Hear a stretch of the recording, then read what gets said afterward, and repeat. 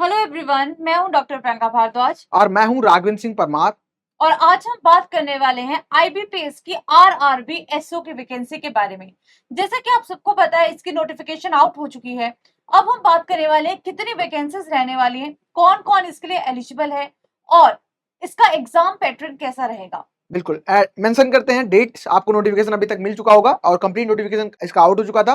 बात कर रहे हैं हम लोग आईपीएस आरआरबी एसओ की और मैनेजर पोस्ट के लिए। तो बेसिकली यहाँ पे नंबर ऑफ वैकेंसीज की सबसे पहले चर्चा कर लेते हैं कि स्केल 2 ऑफिसर के लिए जितने भी एग्रीकल्चर ग्रेजुएट हैं, वो आपका किसी भी स्ट्रीम से हो, अभी हम डिस्कस भी करेंगे कौन कौन से ब्रांचेस हैं जिससे आपने एग्रीकल्चर से जुड़े हैं, तो आप अप्लाई कर सकते हो। स्केल 2 ऑफिसर की 50 पोस्ट आपको यहाँ पे देखने को मिल रही है मैनेजर के लिए। तो ये टोटल नंबर ऑफ वैकेंसीज है। फिर यहाँ पे आता है इंपॉर्टेंट डेट्स की बात करें।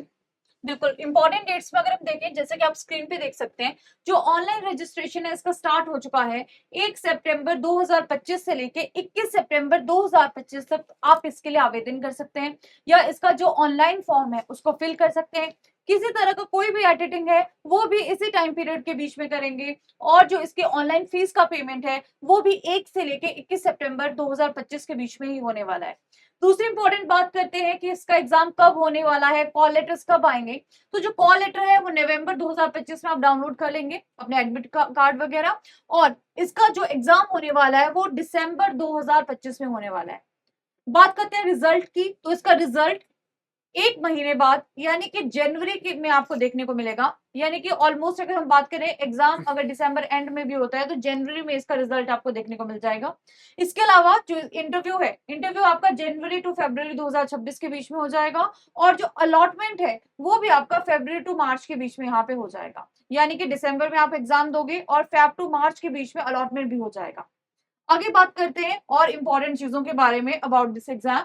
तो बात आती है कि इसकी एलिजिबिलिटी क्या है। तो ये एलिजिबिलिटी में अगर हम बात करते हैं स्केल 2 ऑफिसर्स के बारे में, तो जितने भी एग्रीकल्चर ग्रेजुएशन है, चाहे आपका किसी भी स्ट्रीम से एग्रीकल्चर में आपका बीएससी हुआ है, agriculture, horticulture, daily animal husbandry, forestry, इसके अलावा veterinary science, agriculture engineering, pisciculture में आपका ऑनर्स हुआ है और विद द 50% मार्क्स के साथ अगर आपने कंप्लीट किया है तो यहाँ पे आप अप्लाई कर सकते हैं। लेकिन ध्यान ये रखना है कि एग्रीकल्चर ग्रेजुएशन और साथ साथ आपका 2 साल का एक्सपीरियंस यहाँ पे चाहिए होगा। तो एक्सपीरियंस एक एज फाइनल देखोगे नोटिफिकेशन तो वहां पे मेंशन नहीं किया है, लेकिन आप एक्सपीरियंस ये आपका कोई कॉर्पोरेट सेक्टर में जॉब हो सकती है, इंसेक्टिसाइड सेक्टर में, पेस्टिसाइड कंपनी में, या कोई कंपनी है प्राइवेट कंपनी एग्रीकल्चर की, वहां पे अगर आपने 2 साल तक काम किया, 2 साल का एक्सपीरियंस है, तो आप यहाँ पे लगा सकते हैं और अपलोड कर सकते हैं।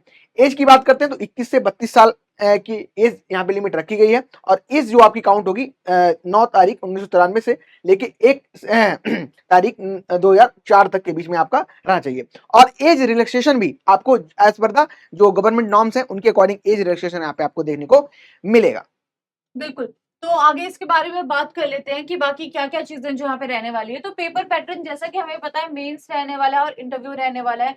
सिंगल एग्जामिनेशन पेपर इसका रहेगा और उसके बाद में डायरेक्ट आपका इंटरव्यू होगा। और पेपर पैटर्न की अब बात कर लेते हैं कि कितने सब्जेक्ट्स, कौन-कौन से सब्जेक्ट्स यहाँ पे आएँगे, कितने-कितने मार्क्स के होंगे, कितने नंबर ऑफ क्वेश्चंस यहाँ पे रहेंगे।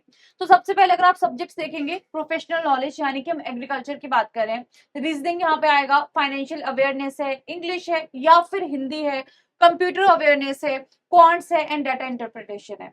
यहाँ पे जो नंबर ऑफ क्वेश्चंस आप देखोगे, हर एक के 40-40 जो नंबर ऑफ क्वेश्चंस हैं वो रहने वाले हैं। और मार्क्स की अगर आप बात करोगे तो कुछ सब्जेक्ट्स ऐसे हैं जहाँ पे जो आपका इसका वेटेज है वो हाफ हो जाएगा। जैसे कि अगर हम यहाँ पे बात करते हैं, प्रोफेशनल नॉलेज आपको 40 मार्क्स का है, 40 क्वेश्चंस है। रीजनिंग में भी सेम रहेगा, फाइनेंशियल अवेयरनेस में भी सेम रहेगा। लेकिन अगर आप इंग्लिश की बात करोगे, हिंदी की बात करोगे और कंप्यूटर अवेयरनेस की बात करोगे, तो यहाँ पे जो वेटेज है वो हाफ हो जाती है, 20-20-20 हो जाती है।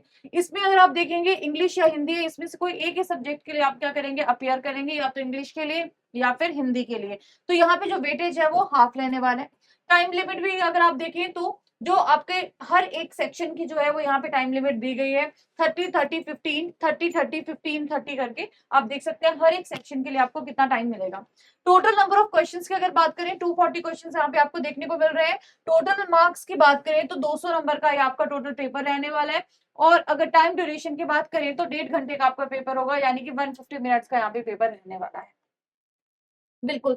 तो ये हमारे कुछ इंपॉर्टेंट पॉइंट्स थे रिगार्डिंग आरआरबीएसओ कि आपको पता चले कि आप इसके लिए एलिजिबल हैं या नहीं है। डेफिनेटली आपको इस एग्जाम को देना चाहिए और इसका फॉर्म भी फिल करना चाहिए। बिल्कुल, जो भी इंपॉर्टेंट इन्फॉर्मेशन हो सकती थी, आपकी इंपॉर्टेंट डेट्स, एग्जाम का पैटर्न क्या रहने वाला है, इसके अलावा क्वेश्चन किस सेक्शन में कितने पूछे जाएंगे, टाइम का ड्यूरेशन कितना होगा, ये सारी चीजें हमने यहाँ पे क्लियर कर दी। अगर आपका फिर भी कोई डाउट रहता है तो आप कमेंट बॉक्स में हमसे कमेंट करके अपने प्रश्न का आंसर ले सकते हैं। Thank you. Thank you everyone.